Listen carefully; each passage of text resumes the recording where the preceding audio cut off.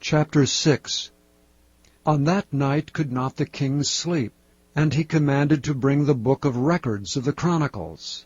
And they were read before the king. And it was found written that Mordecai had told of Bigthana and Teresh, two of the king's chamberlains, the keepers of the door, who sought to lay hand on the king Ahasuerus. And the king said, What honor and dignity hath been done to Mordecai for this? Then said the king's servants that ministered unto him, There is nothing done for him. And the king said, Who is in the court? Now Hanan was come into the outward court of the king's house, to speak unto the king to hang Mordecai on the gallows that he had prepared for him. And the king's servants said unto him, Behold, Haman standeth in the court.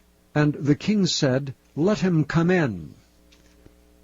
So Haman came in, and the king said unto him, What shall be done unto the man whom the king delighteth to honor?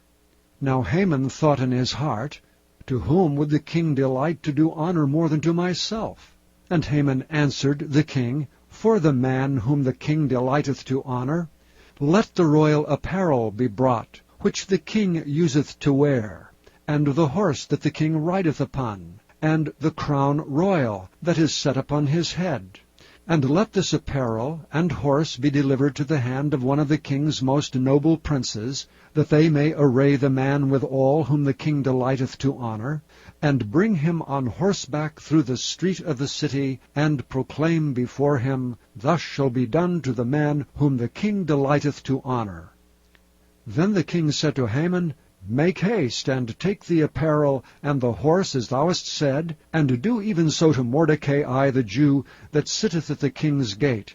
Let nothing fail of all that thou hast spoken.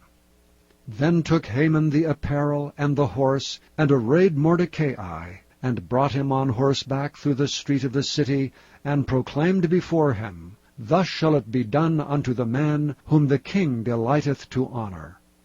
And Mordecai came again to the king's gate. But Haman hasted to his house mourning, and having his head covered. And Haman told Zeresh his wife and all his friends everything that had befallen him. Then said his wise men and Zeresh his wife unto him, If Mordecai be of the seed of the Jews, before whom thou hast begun to fall, thou shalt not prevail against him, but shalt surely fall before him.